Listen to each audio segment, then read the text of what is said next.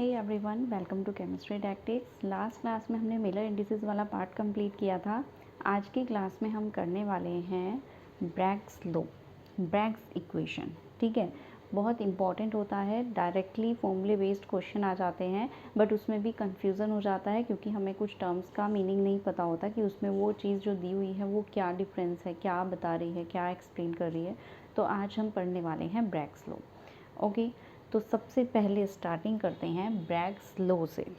Equation तो बाद में देखते हैं, पहले हम लॉ को देखते हैं कि ब्रैग्स लॉ होता क्या है।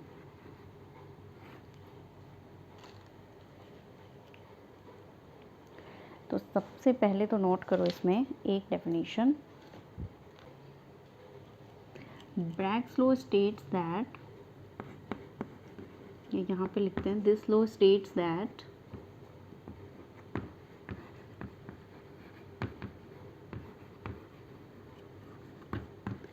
when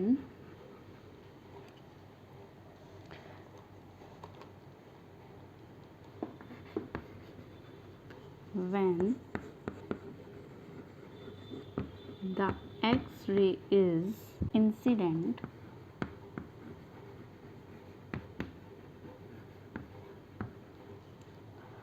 onto a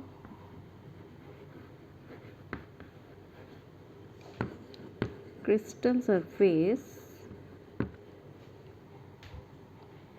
its angle of incidence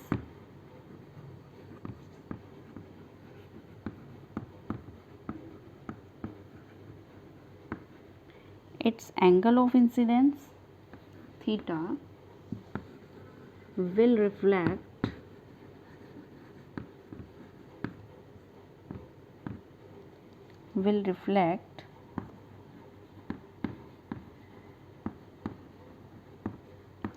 with the same angle of scattering theta. ठीक है,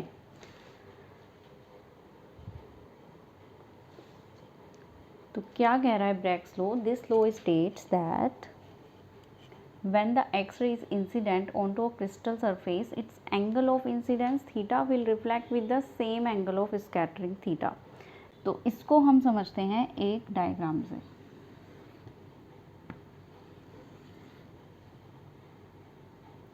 मान लो ये कोई क्रिस्टल की सरफेस है। ठीक है, ये पूरा एक क्रिस्टल है, नीचे पूरा क्रिस्टल बना हुआ है। ये जो है बीच में, ये क्रिस्टल के बीच की एक स्पेसिंग है और ये पूरे क्रिस्टल की एक सरफेस है। सरफेस पे ही होने वाला है ये फिनोमेना, जो इंसिडेंस होगा एक्सरे। यहाँ से एक्सरे आएगी, इस क्रिस्टल पे इंसिडेंट होगी और एक एंगल बनाएगी।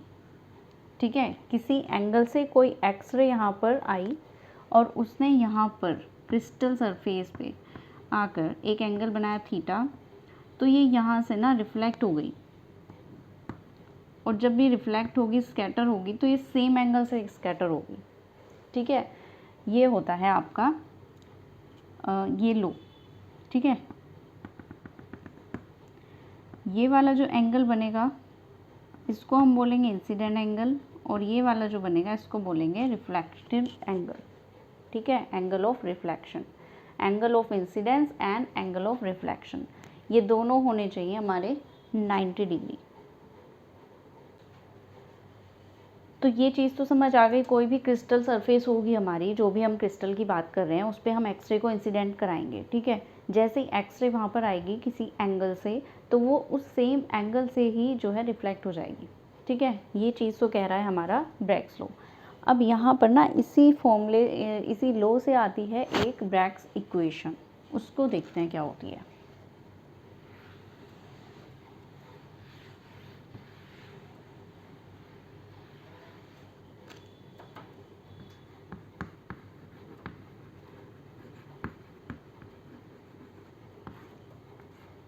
ब्रैग्स इक्वेशन,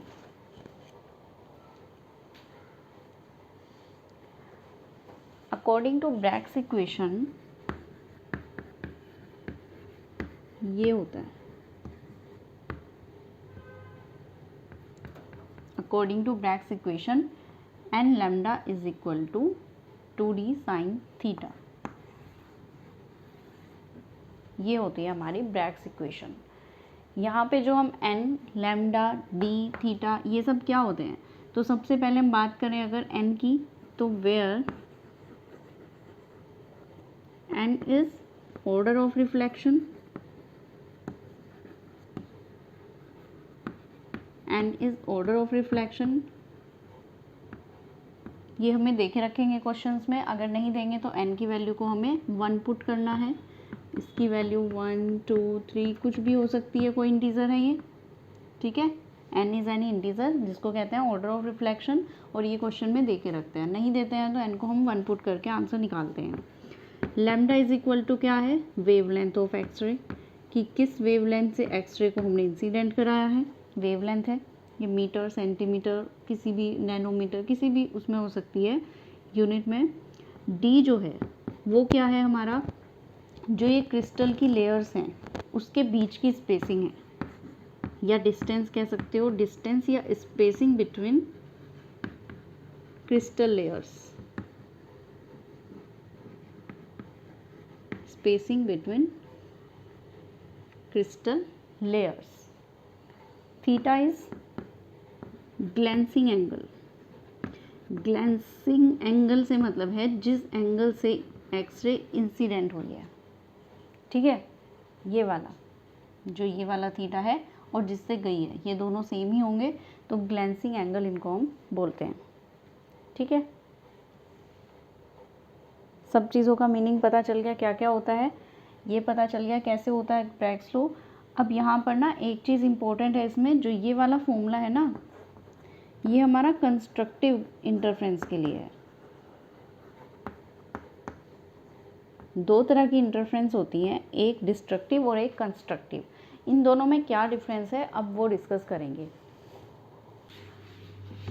इंटरफेरेंस का मतलब क्या कह रहे हैं हम, कि जो हमारी एक्सरे आई है, अब कोई भी एक्सरे आई है वो किसी पैटर्न से चल के आ रही है, ठीक है, इस तरीके से, तो उसमें जो इंटरफेरेंस हो रही है, जो वो आ रही है, वो किस पैटर्न से आ रही है, क्या फॉलो कर रही है पैटर्न, किस पाथ को फॉलो कर रही है, किस तरीके के पाथ से आ रही है, वो कहलाता है इंटरफेरेंस, ठीक है। तो ये दो तरीके से होता है हमारा कि कैसे एक्सरे आएगी, ओके। तो यहाँ पे एक तो होता है कंस्ट्रक्टिव और एक होता है डिस्ट्रक्टिव।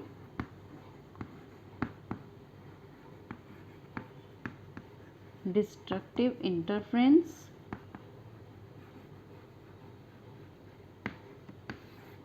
And constructive interference.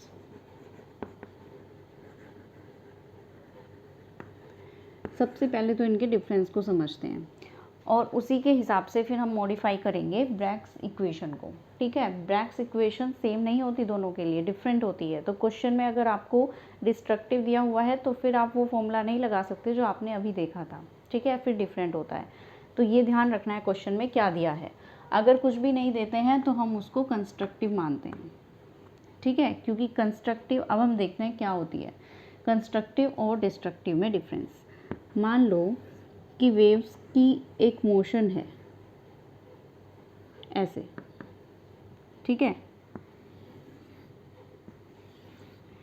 इसी तरीके से दूसरी की भी है, ठीक है,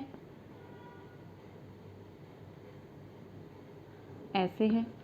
तो ये छोटे बड़े होने से कोई मतलब नहीं है, ये जो है एम्पलीट्यूड, ये जो होती है आपकी लेंथ, ये सेम हो भी सकती है, छोटी भी हो सकती है, इससे डिफरेंस कोई क्रिएट नहीं हो रहा है। मेन बात है यहाँ पर जो ऐसे चल रहा है दूसरा भी उसी के पैटर्न में ऐसे चल रहा है, ठीक है। तो जब पैटर्न सेम होगा चलने का, ये वाला जो पैटर्न फॉलो हो रहा है ये कहलाता है कंस्ट्रक्टिव इंटरफेरेंस, ठीक है। इसको हम बोलते हैं कंस्ट्रक्टिव जब हमारी जो मूविंग की डायरेक्शन है वो इन फेज है, व्हेन, इसको लिख भी सकते हो आप डिफरेंस को कंस्ट्रक्टिव इंटरफेरेंस के केस में, when the waves are moving in plane. इस वाली बात में हम देख सकते हैं कंस्ट्रक्टिव में waves are moving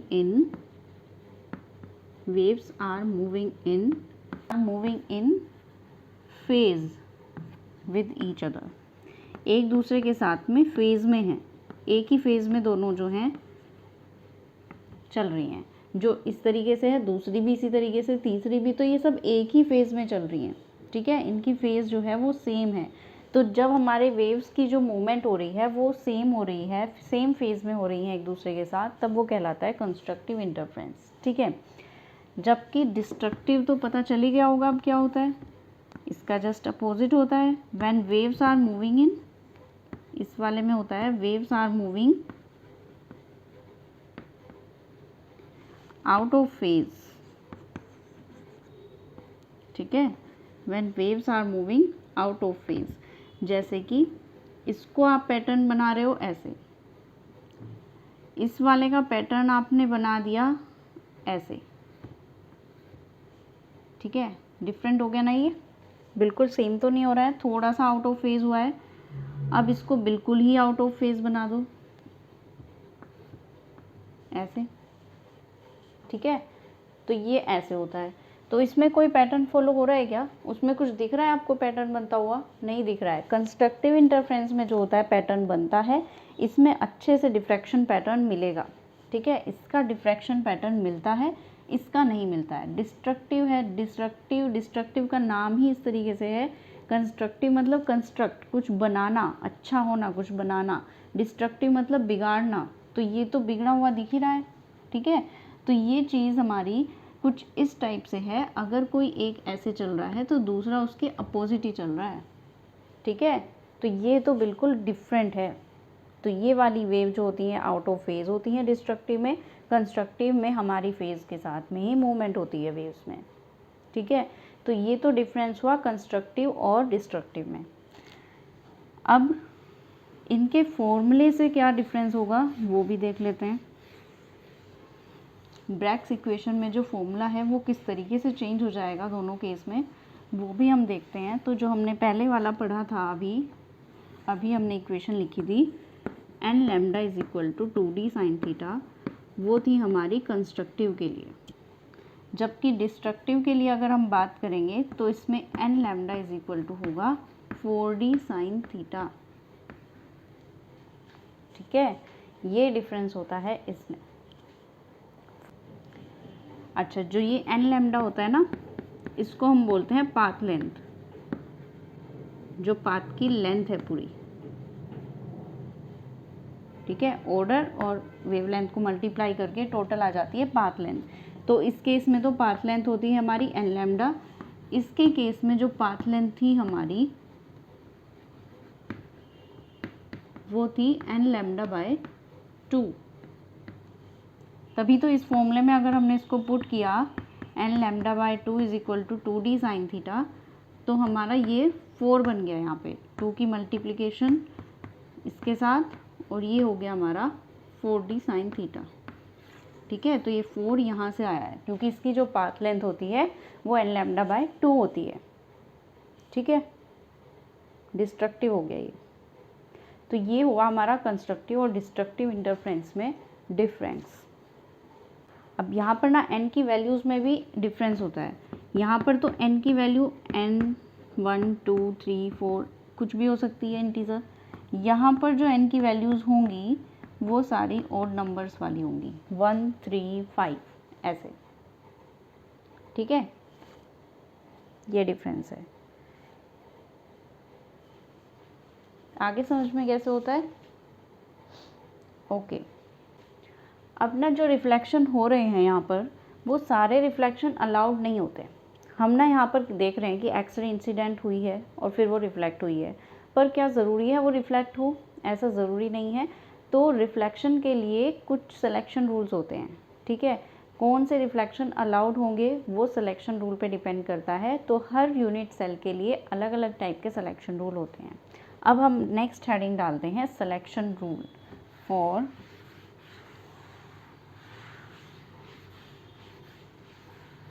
allowed reflection. ये हमारा selection rule for allowed reflection.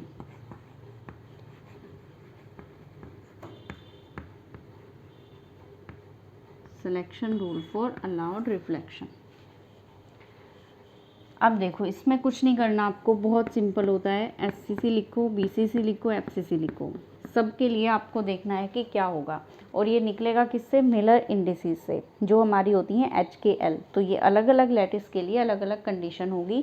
तो HKL की कोई भी वैल्यू हो जाए, चाहे वो तो होगी एफसीसी में HKL एनी वैल्यू,